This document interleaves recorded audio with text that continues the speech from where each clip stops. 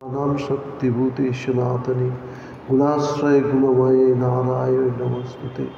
जय नारायण नमस्तुते, जय नारायण नमस्तुते, जय नारायण नमस्तुते।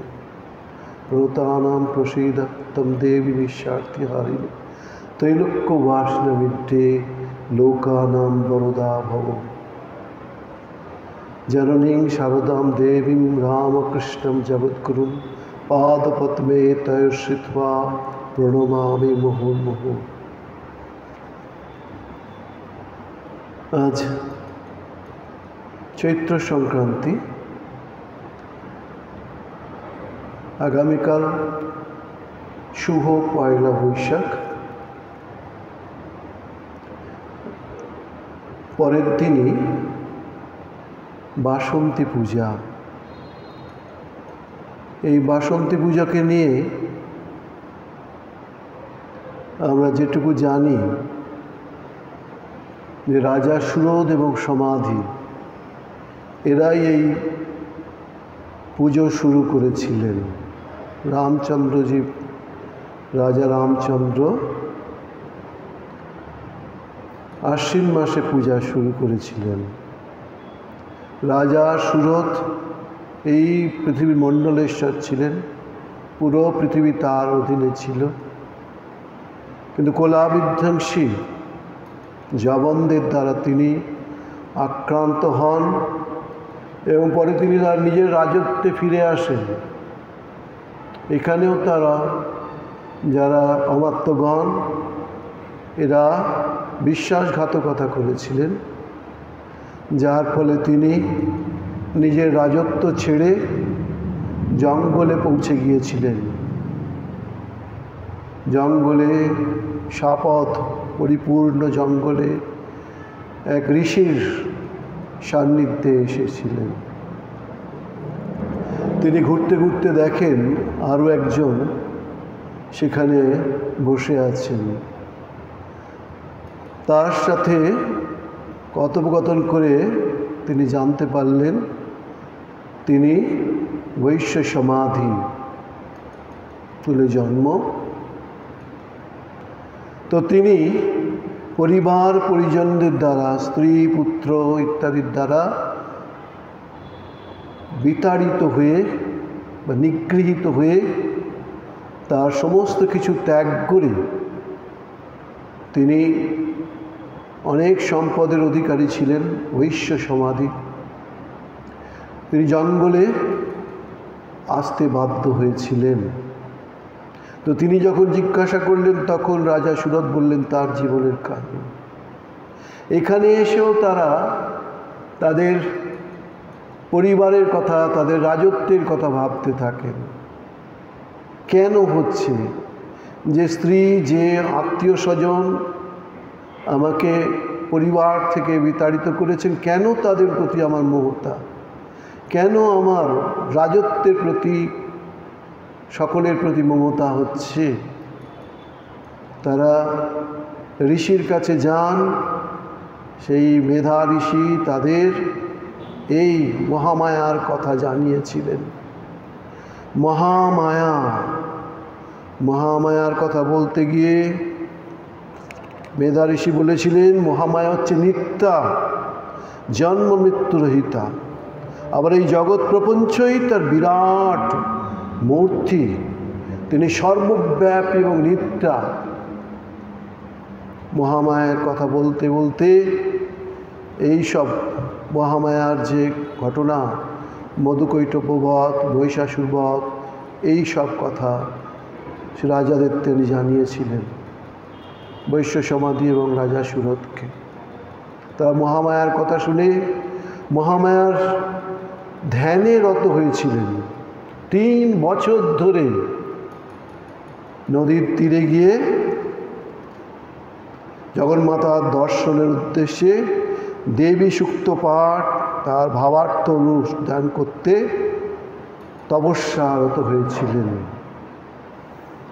তারা মৃন্ময়ী মূর্তি একটা তৈরি করেছিলেন, মা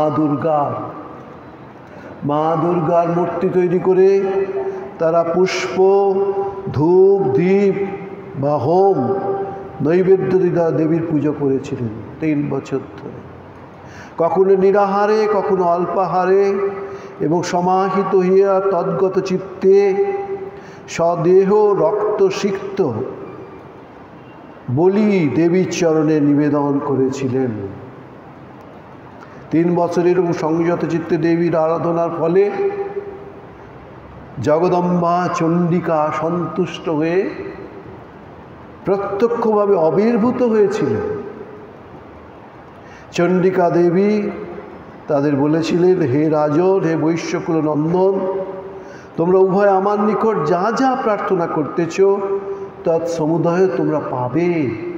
দেবীর কাছে প্রার্থনা করলে দেবী তো প্রার্থনা করবেন। এই বিশ্ব তো তার হাতে তৈরি, তিনি এই বিশ্বের অধীশ্বর, তার ইচ্ছাতে সব কিছু। আমি সন্তুষ্ট হয়ে তোমাদেরকে বর প্রদান করিব। রাজা সুরথ জন্মান্তরে সাবর্ণী মনুরূপে চিরস্থায়ী রাজ্য এবং এই জন্মে স্বীয় শক্তি প্রভাবে শত্রু বিনাশপূর্বক অপহৃত স্বরাজ্যের উদ্ধার প্রার্থনা করলেন। তিনি এই চিরস্থায়ী রাজ্য চেয়েছেন মনুরূপে, সাবর্ণী মনুরূপে, আর নিজের শক্তি প্রভাবে শত্রু বিনাশপূর্বক অপহৃত স্বরাজ্যের উদ্ধার প্রার্থনা করেছিলেন। কিন্তু বুদ্ধিমান এবং বৈরাগ্যবান বৈশ্য সমাধি, স্ত্রী ধন পুত্রাদি আমি আমার, এই দেহাদি, এই প্রকার সংসার শক্তি নাশক তত্ত্বজ্ঞান প্রার্থনা করিলেন, যাতে এইগুলো আমার এবং দেহাদি আমি, এগুলো নাশ। আমরা তো এই পৃথিবীতে এসেছি, কার কতটুকু আয়ু আমরা জানি না, যে কোনো মুহূর্তে আমাদের আয়ু নির্বাপিত হতে পারে। তো সেই জায়গায় দাঁড়িয়ে বৈশ্য সমাধি এই সব থেকে মুক্ত হয়ে তত্ত্বজ্ঞান প্রার্থনা করলেন, যাতে আমার মুক্তি লাভ হয়ে যায়, যাতে আমার তার চরণে স্থান হয়। মহামায়া চণ্ডী দেবী তিনি কি বললেন? অল্প দিনের মধ্যেই তুমি শত্রু নাশ করে নিজের রাজ্য পুনরায় লাভ করবে, তোমার সেই রাজ্যের আর বিচ্যুতি হবে না। আর কি বলছেন? মৃত্যুর পর পুনরায় তুমি সূর্যদেব হইতে তৎপত্নী সাবর্ণার গর্ভে জন্ম লাভ করিয়া পৃথিবীতে সাবর্ণী নামে অষ্টম মনু হবে। আর কি? আর হে বৈশ্যশিষ্ট, তুমি আমার নিকট যে যে বর প্রার্থনা করিয়াছ তাহা তোমাকে প্রদান করছি, তোমার মুক্তিপ্রদ ব্রহ্মজ্ঞান লাভ হবে, যা আমাদের আলটিমেট গোল। এই 7টা লোক আছে, ভূর্ভুবস্ব মোহ জন তপসত্য। বেশিরভাগই আমরা 1টা 2টো এগোতে পারি, তারপরে আবার আমাদের এই পৃথিবীতে আগমন হয়। সেই জায়গায় কি বলছেন? যে তুমি আমার নিকট যে প্রার্থনা করেছো তা তোমাকে প্রদান করিতেছি, তোমার মুক্তিপ্রদ ব্রহ্মজ্ঞান লাভ হবে। আর জগন্মাতা উভয়কে স্ব অভিলাষ পূর্বক বর প্রদান করলেন এবং তাদের দ্বারা ভক্তিপূর্বক সংস্তুতা হইয়া তৎক্ষণাৎ কি অন্তর্হিতা হলেন। অন্তর্হিত এই যে তিনি তো নিত্যা, তিনি সর্বব্যাপী, তিনি সর্বজ্ঞ, তিনি সর্বশক্তিমান, তিনি যা কিছু তাই করতে পারেন। সেইভাবেই তাদের বর দিলেন। তো আগামী পরশু ভারতবর্ষের বিভিন্ন প্রদেশে জগন্মাতার পূজা হবে বাসন্তী নামে, সেই মা দুর্গাই। এখানেও আমরা শুনতে পাচ্ছি বিভিন্ন জায়গায় হয়, কিন্তু আমরা জানি না বা আমরা ততটা বুঝতে পাচ্ছি না। সেই বাসন্তী মাই, মা দুর্গাই এ যুগে শারদা রূপে জন্মগ্রহণ করেছিলেন। আমরা তাকে চিনতে পাচ্ছি না। ঠাকুর বলতেন, রাজা তার রাজবেশ ছেড়ে রাজত্বে দেখতে এসেছে, কে তাকে চিনবে? যে চিনেছে সেই তো চেনাবে।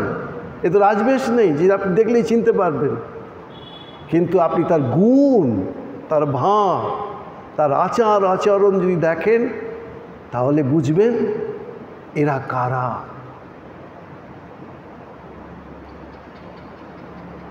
শ্রীমাকে ঠাকুর নিজে চিনিয়ে দিয়ে গিয়েছিলেন। ওই তো জগদ্ধাত্রী, ওই তো দুর্গা, ওই তো কালী, ওই তো সরস্বতী, ওই তো লক্ষ্মী।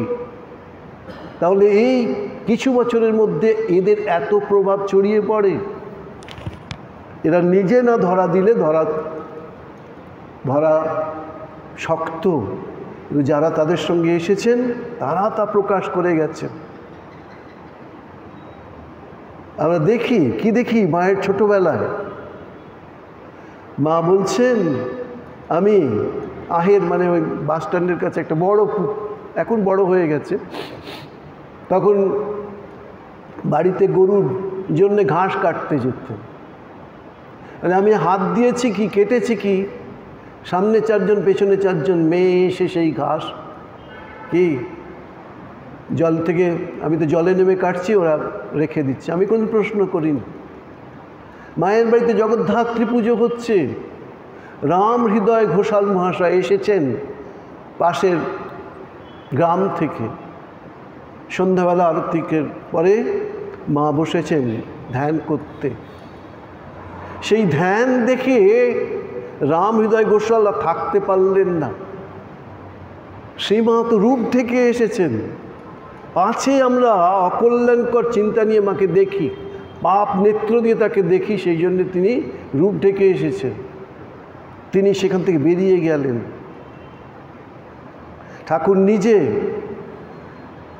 ঠাকুর নিজে দক্ষিণেশ্বরে তাকে কি ষোড়শী রূপে পুজো করেছিলেন। ষোড়শী রূপে সারা রাত পুজো করেছিলেন। আমাদের জীবনে কোনোদিন সমাধি টমাধি হবে বলে আমাদের মনে হয় না, কিন্তু শ্রীরামকৃষ্ণের কৃপায় বা শ্রীরামকৃষ্ণ এবং সারদা মায়ের ক্ষেত্রে আমরা কি দেখেছি? আমরা দেখেছি এরা দুজনেই সমাধিস্থ, দুজনেই সমাধিস্থ। শ্রীমার চরণে ঠাকুর সমস্ত কিছু অর্পণ করলেন, জপের মালা থেকে সব কিছু। পুজোর মন্ত্রে তিনি বলছেন, হে বালে, হে সর্বশক্তি অধীশ্বরী মা ততে প্রসন্ন, সিদ্ধিধার উন্মুক্ত করো, দেহ মন পবিত্র করো, এর মধ্যে আবির্ভূত হও, সর্বজীবের কল্যাণ মঙ্গল করো। ঠাকুরের পুজো নেবার মতো ক্ষমতা থাকা চাইতো। শ্রীমা সেই ক্ষমতা অধিকারিণী ছিলেন, তাকে বোঝা বড় শক্ত। ঠাকুরের কথা বলতে গিয়ে আমরা কি দেখি? স্বামী প্রেমানন্দজি মহারাজ, বাবুরাম মহারাজ বলে একজন মহারাজজি, তিনি মাকে কি বলছেন মায়ের বিষয়ে? বলছে, শ্রীমাকে কে বুঝেছে? সত্যি তো কিছু নেই, জামা পরতেন না, জুতো পরতেন না, লাল পাড় নরুন পাড় একটা শাড়ি, এটাই তার সব ছিল। আমরা যে ছবি দেখছি শ্রীমা সারদা দেবীর, একজন ইংরেজ মহিলা নিবেদিতা যার নাম, তিনি ওইরকমভাবে সাজিয়ে দিয়েছিলেন মাকে, সেইভাবে ছবি তোলা হয়েছে। আয়ারল্যান্ডের মেয়ে মতো সম্ভবত। তো শ্রীমায়ের কে বুঝেছে? কি করে বুঝবে? মা ঠাকুরের মতো গান করতেন না, মা ঠাকুরের মতো ছবি আঁকতেন না, মা ঠাকুরের মতো গল্প বলতেন না, মা ঠাকুরের মতো নাচতেন না, মায়ের কাছে ওরকম বিদ্যান বুদ্ধিমান সব মনীষীদের আগমন ঘটত না। মা অন্তরালবর্তিনী। বহু মানুষই মাকে দর্শন করেছেন, মা ঠাকুরকে ওই সাদা কাপড়ে মোড়া। কিন্তু কাপড়টা সাদা হলে কি হবে? ভেতরে সর্বজ্ঞা মা, সর্বশক্তিময়ী মা, জগদ্ধাত্রী। বলছেন যে কে বুঝতে পারে? তোমরা সীতার কথা শুনেছ, তোমরা সাবিত্রীর কথা শুনেছ, তোমরা বিষ্ণুপ্রিয়াজির কথা শুনেছ, রাধারানীর কথা শুনেছ। মা যে এদের চেয়েও কত বড় এবং কত উচ্চ আসনে বসে আছেন, কি করে বুঝবে তোমরা? কি করে বুঝবে? ঐশ্বর্যের লেশপত্র নেই। ঠাকুরের বিদ্যার ঐশ্বর্য ছিল, তার ভাবাবেশ ছিল, তার সমাধি ছিল, এইসব আমরা দেখেছি, অন্যেরাও দেখেছে। যে সমাধি লাভ করতে কোটি কোটি বছর লাগে, সেই সমাধি ঠাকুরের অহরহ অহরহ সমাধি। আপনি দেখুন বিজয়কৃষ্ণ গোস্বামী বৈষ্ণব যে ভক্ত তিনি কি বলছেন, অন্য জায়গায় ছিটে ফোটা, এখানে হেউ ঢেউ একেবারে। তো বলছেন সাধারণ গৃহবধূর বেশে মা থাকতে, সাধারণ গৃহ, সহজ সরল, রান্না বান্না করছেন, বাসন মাজছেন, ঘর ঝাড় দিচ্ছেন, আত্মীয় স্বজনের দেখভাল করছেন, গরু টরু ইত্যাদি যা আছে সেগুলো নজর রাখছেন, মুনিশদের খাবার টাবার নিয়ে যাচ্ছেন মাঠে, যা যা দরকার তাই করতে হচ্ছিল। কিন্তু দেখুন তফাৎটা কোথায়। ঠাকুর ব্রাহ্ম মুহূর্তে তাকে তুলে দিতেন, রাত্রি 3টের সময় থেকে জপ করতে শুরু করতেন। রাত্রে 3টের সময় উঠে জপ, মা সারাদিনে লক্ষ জপ করতেন, জপাত সিদ্ধি, জপ করতে করতে সিদ্ধি লাভ করেছিলেন। অন্যরাই বলতেন যে এই যে তোমরা মন্ত্র পেয়েছ, জপ করো, এই শাগের মতো ছোট্ট হলে কি হবে, এর মধ্যে ভক্তি প্রেম সব কিছু রয়েছে এর মধ্যে। শুধু তাই নয়, ঠাকুর যখন চলে যান তখন নিজে পুজো করতেন। যখন উদ্বোধনে থাকতেন, যখন জয়রামবাটিতে থাকতেন, সেই সময়ও তিনি পুজো টুজো করতেন, তখনও জপ দেন। আবার দুপুরের পরে বিকেলবেলা বসতেন, আবার সন্ধ্যের পর বসতেন। এটা তো নিয়ম মতো, কিন্তু কথাবার্তায়, রান্না সবেতেই কিন্তু তিনি জপ করতেন। জপ সবসময় তার নাম জপ চলছিল, মায়ের অন্য কোনো সাধনা নেই, এটাই তার সাধনায় তিনি সিদ্ধি লাভ করেছিলেন। ঠাকুরের কথা বলতে গিয়ে বলা যায় যে ঠাকুরের কোনো ঝক্কি ঝামেলা পোহাতে হতো না। এই যে দেখুন নরেন আসছে, রাখাল আসছে, তারক আসছেন। কয়েকদিন আগে আমি একটু চেরাপুঞ্জি গিয়েছিলাম, আসামের মেঘালয়ের। ওখান থেকে গৌহাটি মা কামাখ্যা দর্শন করে তারপরে দক্ষিণেশ্বরে এক রাত্রি থেকেছিলাম। আমাদের নতুন একটা সেন্টার হয়েছে সেখানে। ঠাকুরের ঘরের কাছে দাঁড়িয়েছিলাম, ভাবছিলাম এখানে কত কাণ্ড হয়েছিল এক সময়। যদিও এখন ঠাকুরের ঘরে প্রবেশ করতে পারা যায় না, তবুও ভাবছিলাম এইভাবেই তো তিনি দরজা দিয়ে বেরিয়ে আসতেন। এইখানেই তো নরেন, রাখাল, তারক, শরৎ, শশী, কত বড় বড় সব। আর মায়ের ঘরের এইটুকু ঘরেতেই মা থেকেছিলেন। কি সুন্দর মায়ের একটা মর্মর মূর্তি প্রতিষ্ঠা হয়েছে, পরম পূজনীয় আত্মস্থানন্দজি মহারাজের হাতে উদ্বোধন হয়েছেন। এই ছোট ঘরটায় মা থাকতেন। আর মা এই ঠাকুর শুধু বলে দিতেন, এই রাখাল এসেছে, নরেন এসেছে, তারক এসেছে, অর্থাৎ মাকে রান্না করতে হবে, যার যেমন প্রয়োজন। কি নীরবে জীবনযাপন করে গেছে, নীরবে সারাটা দিন। রাত্রি 3টের সময় উঠে স্নান টান করে এই ঘরের মধ্যে থাকতে, সারাদিন তার কাউ দেখা পেত না। মাঝে মাঝে তার ওই হোকলার বেড়াটা একটু ফুটো হয়ে দেখতে পেয়েছিলেন মা ঠাকুর। বলেছিল, আরে দেখ তো কী ব্যাপার, রামলালের খুঁড়ির গর্তটা যে ক্রমশ বড় হয়ে যাচ্ছে।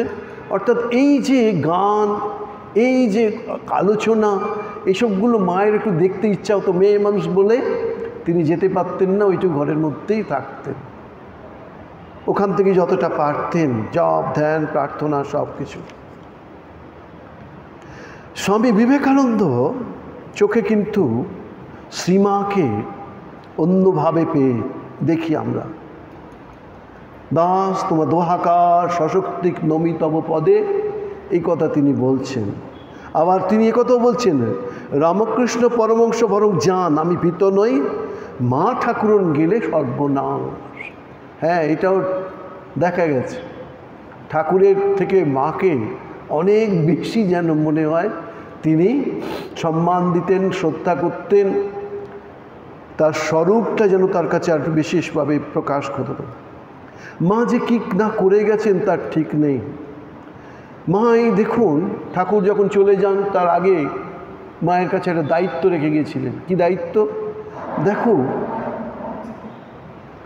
যা কিছু করবো সব করার সব আমাকেই করতে হবে, তুমি কি কিছু করবে না? আমাদের ঘরের মায়েদের মতোই শ্রীমা উচ্চারণ করেছিলেন, আমি তো মেয়ে মানুষ, আমি কি করতে পারি, আমার দ্বারা কিছু সম্ভব নয়। শ্রীরামকৃষ্ণ বলেছেন এই শরীর আর কতটুকু করেছে, এরপরে দেখবে তোমাকে কত কি করতে হবে। এক একটা ঘটনার দ্বারা আমরা মাকে বুঝতে পারি। স্বামী বিবেকানন্দ বড় বড় ঘটনা পছন্দ করতেন না, ছোট ছোট ঘটনার মাধ্যমে চিনতে পারতেন। মায়ের বাড়িতে গোবিন্দ বলে একজন এই গরু টরু দেখতে, একদিন রাত্রে সে ঘুমাতে পারে না, তার ওই শরীরের নিচে এরকম একটা জায়গাতে সারা রাত এমন চুলকেছে যে তার ঘুমই হয়নি। পরের দিন ভোরবেলায় দেখা যাচ্ছে মা গোবিন্দকে ডাকছে, নিম এবং হলুদ বেটে তিনি গোবিন্দর হাতে দিয়ে বলছেন যাও গিয়ে এটা লাগিয়ে নিয়ে এসো। তখনকার দিনে স্কিনের একটা বড় ওষুধ ছিল নিম আর হলুদ বেটে। এখন রোগের প্রকাশ অন্যরকম হচ্ছে, তার জন্য মেডিসিনও বোধহয় অন্য হচ্ছে। আরও একটি ঘটনার কথা বলতে ইচ্ছা হচ্ছে, সেটা হলো অক্ষয় কুমার সেন মহাশয়, যিনি রামকৃষ্ণ পুঁথি লিখে গেছিলেন, সেই তিনি মায়ের বাড়িতে সব কিছু পাওয়া যেত না। জয়রামবাটিতে এখন আপনারা দেখছেন যে কত দোকান পাট, অদ্ভুত একটি জায়গা পৃথিবীর, কত মানুষ সেখানে যায়। ঠাকুরের পরম কৃপায় আমারও কিছু বছর ওখানে থাকার সুযোগ হয়েছিল। প্রতিদিন মায়ের মঙ্গল আরতি, মায়ের পুরনো বাড়ি নতুন বাড়ি এসব দর্শন করার সুযোগ হতো। তো সেখানেই একজনকে পাঠিয়েছিলেন বয়স্কা পৌড়া মহিলা, যিনি মাথায় করে মায়ের সংসারের কিছু জিনিসপত্র নিয়ে গিয়েছিলেন। তো মায়ের বাড়িতে গিয়েছেন, মা তাকে খাবারের ব্যবস্থা করেছেন। খাবারের ব্যবস্থা করার পর একটু রেস্ট নিতে নিতে দেরি হয়ে যায়। তার জ্বর ছিল, ম্যালেরিয়া। আচ্ছা ঠিক আছে, সন্ধ্যাও হয়ে গেছে, তুমি থেকে যাও। ভোরবেলায় মা ঘুম থেকে উঠেই বাইরে লণ্ঠন নিয়ে দেখেন যে মহিলাটি অসারে নানা নোংরা কাজ করে ফেলেছে, বস্ত্র টস্ত্র সব নোংরা। মা দেখলেন এক্ষুনি ছেলের দল উঠলে খুব বিপদ, নানাজন নানা কথা বলবে। মা তো গিরিশ করে বলে গিয়েছিলেন, কি বলে গিয়েছিলেন, আমি সত্যকারের মা, পাতানো মা নয়, কথার মা নয়, গুরুপত্নী নয়, চিরদিনের মা, জন্মান্তরের মা আমি তোমার। এটার মধ্যেই মা কিন্তু সর্বস্ব জানিয়ে গিয়েছেন। আমরা বুঝতে পারছি না। আমাদের মন দেহের প্রতি রয়েছে, বাসনার প্রতি রয়েছে, অন্নময় শরীর, এই অন্নের প্রতি, বাসস্থানের প্রতি, এইসবের প্রতি আমাদের মন রয়েছে। আমরা এত উঁচুতে ধরবো কী করে? তো তিনি আমাদের বলে দিয়ে গেছিলেন যে এইরকম মা। এখানে আমরা কি দেখলাম, মা তাড়াতাড়ি তাকে পরিষ্কার করে তার নতুন শাড়ির ব্যবস্থা করে দিয়ে তাকে বেশ কিছু মুড়ি বা তখনকার দিনে যা খাবার, মুড়ি গুড় ইত্যাদি সব বেঁধে দিয়ে বললেন, যাও মা, রোদ ওঠার আগেই তুমি এগিয়ে যাও, রোদ ওঠার আগেই। এই যে দেখুন, মা বলতেন ভাঙতে সবাই পারে, গড়তে পারে কজন, নিন্দে ঠাট্টা সবাই করতে পারে, ভালো করতে পারে কজন। দেখুন, আমরা মা ভালো ভালো সন্তান চায় মায়ের, কিন্তু এইরকম জায়গায় নেমে এসে নিজেকে প্রকাশ করছেন, নিজেকে তিনি তো প্রকাশ করছেন না, প্রকাশ হয়ে যাচ্ছে।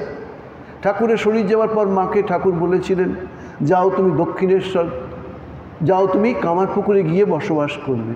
আপনি ভাবুন, আজকে আমরা মায়ের জন্য কত রকম কিছু ব্যবস্থা করছি। সেখানে ঠাকুর বলে দিয়েছেন কারো কাছে কিছু চাইবে না, হাত চিৎ করবে না। ওই ভাত আর শাক ভাত, নুন ভাত দিনের পর দিন খেয়ে গিয়েছে।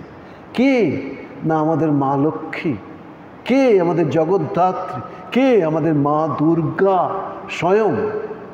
ভক্তেরা কোনো রকমভাবে মায়ের কাছে গিয়ে জানতে পারে মায়ের এই অবস্থা।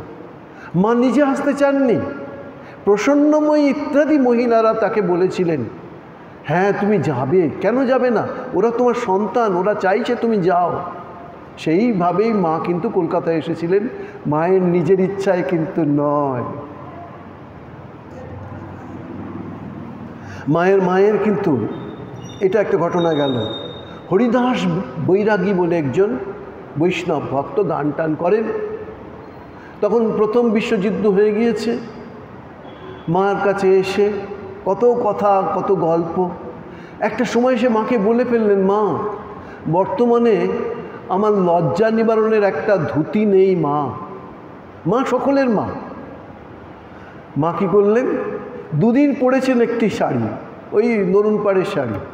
মা বললেন, হরিদাস তুমি এটা নিয়ে যাও, আমি দুদিন পরেছি, এই সময় বেশি শাড়ি তো আমার হাতে নেই, এইটা নিয়ে যাও। হরিদাস কী করলো, গান করতে করতে মাথায় ওটাকে পাক নিয়ে বা বেঁধে এগিয়ে গেলেন। কি অসাধারণ একটি ঘটনা। মায়ের বড্ড দুঃখ ছিল। কি দুঃখ?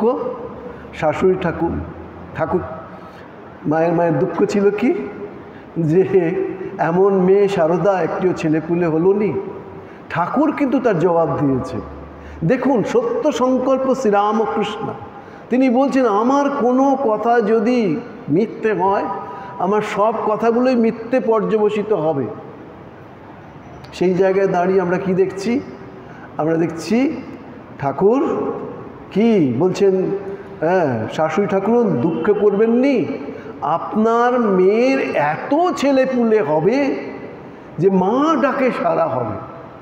আমার মাঝে মাঝে মনে হয় এখানে তো অনেক দ্বীপ রয়েছে, যদি মাকে এরকম কোনো একটা ছোট লরিতে সাজিয়ে গুজিয়ে একটু করে বিভিন্ন জায়গায় যাওয়া, মায়ের সম্বন্ধে কিছু বলা, একটু ভক্তদের মায়ের কথা বলে এই পরিক্রমা করা। মায়ের জন্ম শতবর্ষ 1953-তে হয়েছিল, তারপর থেকেই মায়ের প্রকাশ চতুর্দিকে হয়ে যাচ্ছে। ঠাকুরের থেকেও, স্বামীজির থেকেও অনেক বেশি মা মানুষের কাছে গ্রহণযোগ্য হয়ে গিয়েছে। মাকে সত্যিই চেনা শক্ত। কেন চেনা শক্ত?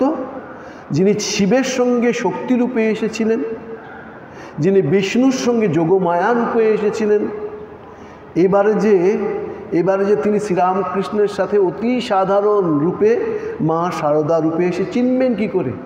তিনি না চেনা দিলে তো চেনা যাবে না, তিনি চিনিয়ে দিতে হবে। এই তো আমরা দেখি, কি দেখি, মায়ের কাছে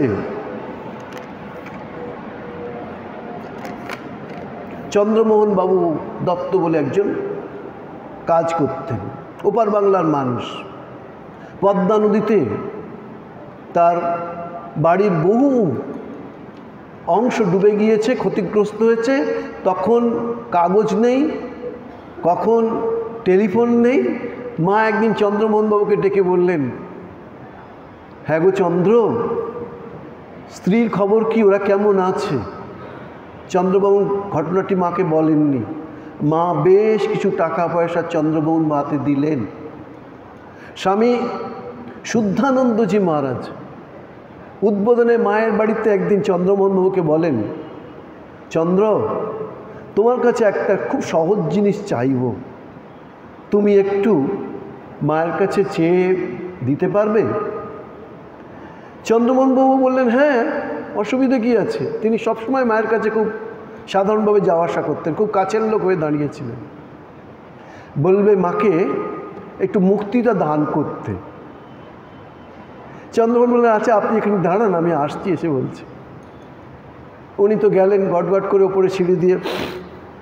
তারপরে মা পুজো করছিলেন, একটু দাঁড়ালেন, মা চোখাচোখি হলেন। মা বলছেন, চন্দ্র কিছু চাইছো? মা যখন পুজোয় বসতেন তখন কিন্তু মায়ের ভাব ভঙ্গি সম্পূর্ণ বদলে যেত। মা সাধারণের মতো থাকতেন না, মায়ের প্রকৃত রূপ হয়তো কিছুটা এরকমভাবে খুলে যেত ওখানে। চন্দ্রমোহনবাবু মায়ের চোখের দিকে তাকিয়ে কিছু বলতে পারলেন। মা আবারও বললেন, চন্দ্র কিছু চাইবে? তখন দেখা যাচ্ছে সমস্ত শরীরটা তার কাঁপছে। কাঁপতে কাঁপতে কাঁপতে হঠাৎ তার মুখ দিয়ে বেরিয়ে এলো, মা প্রসাদ। বললেন, এই তো এসো না, এই তো খাটের নিচে আছে, নিয়ে যাও। সেই কাঁপুনি চন্দ্রমোহন বাবু বলছেন আমার 1 ঘন্টাতেও কাটেনি। এই চন্দ্রমোহন বাবুই আরও একবার মায়ের সঙ্গে জয়রামবাটি এসেছেন, কোয়ালপাড়া হয়ে বিষ্ণুপুরের পথে এগোচ্ছেন। একটা সময় হঠাৎ মার কাছে তিনি বললেন, মা বড় একটা ইচ্ছা। কি? তোমার আসল রূপ দেখতে ইচ্ছা হচ্ছে। মা একেবারেই রাজি না, কিন্তু ভক্ত যদি জিজ্ঞাসা করে, ভক্তর ইচ্ছা মা পূরণ করেননি এমন তো নয়। তিনি তো সদা কল্পতরু। ঠাকুর তবু বাজিয়ে বুঝিয়ে আমাদের প্রদান করতেন, কিন্তু মা সদাই কল্পতরু যখন প্রয়োজন মনে করতেন, এটাও ঠিক। একটা জায়গায় মা সবাইকে সরিয়ে দিলেন চন্দ্রমোহনবাবুর লেখায়।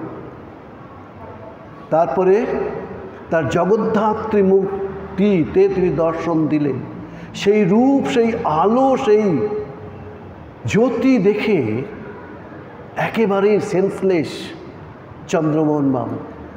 কী করে পারবেন সাধারণভাবে, এটা ফিজিক্যাল লেভেলের মানুষ এত বড় একটা শক্তিকে সহজে পারে নিতে? অনেক অনেক পরে স্বাভাবিক হয়।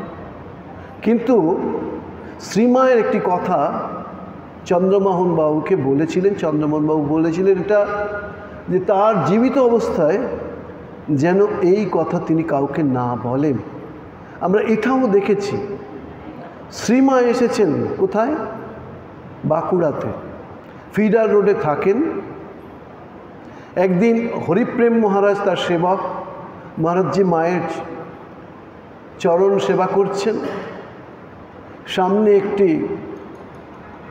সামনে একটু ছোট্ট কি বলে প্রদীপ জ্বলছে।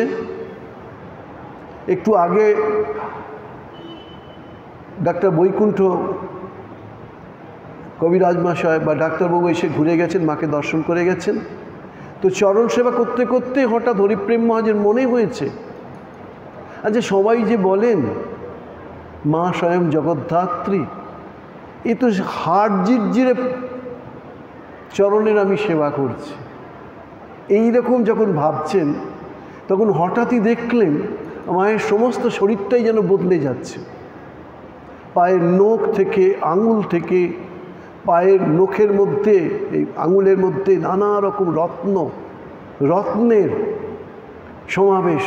যত উপরে দেখে ততই নানা অলঙ্কারে বিভূষিতা এই ত্রিনয়নী, মাথায় সিংহার, মাথায় মুকুট, ত্রিনয়নী, হাতে 4 অস্ত্র। এই রূপ দেখে তিনি ওই রকম সেন্সলেস হয়ে গিয়েছিলেন। আপনি এটা একটা দেখলেন। দক্ষিণেশ্বরেও কিন্তু ঠাকুর কি বলেছিলেন, দেখ হৃদু, তুই আমাকে যা কিছু বলিস তোর ক্ষতি হবে না, কিন্তু ওর ক্ষেত্রে খুব সাবধান হ।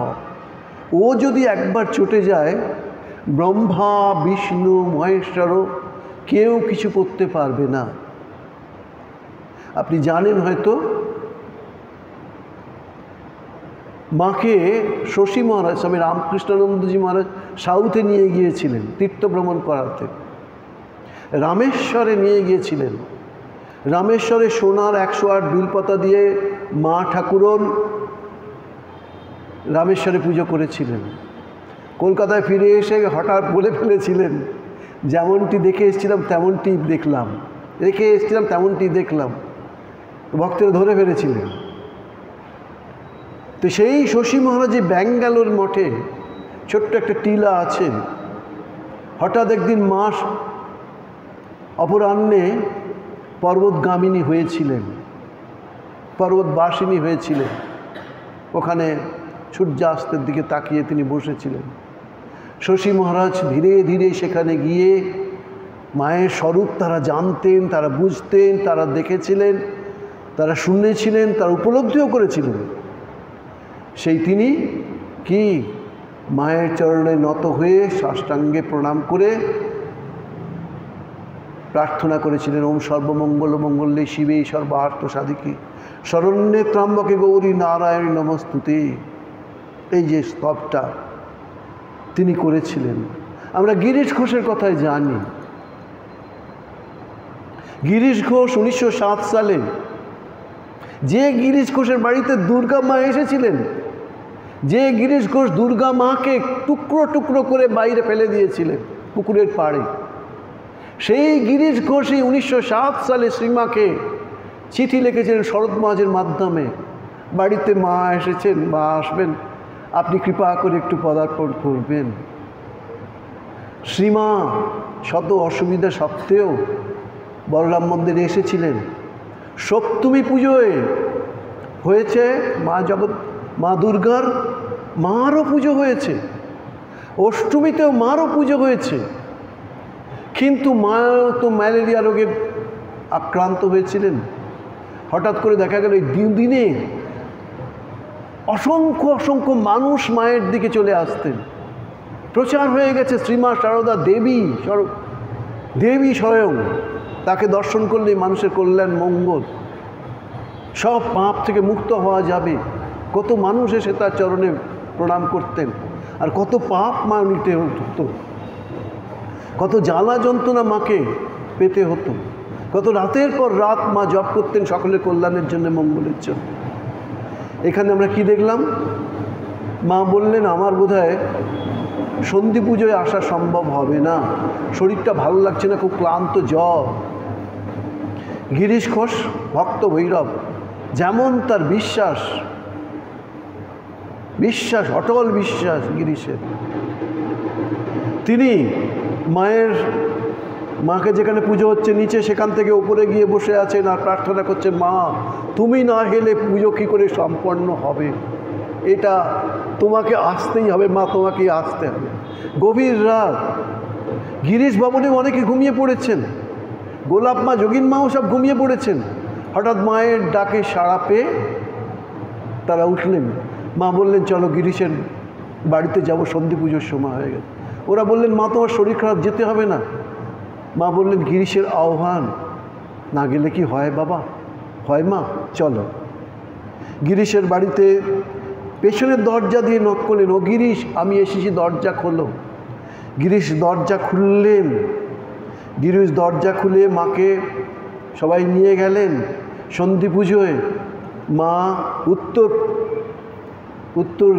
পূর্ব কোণে বা এরকম একটা জায়গায় দাঁড়িয়ে পুজো দর্শন করলেন।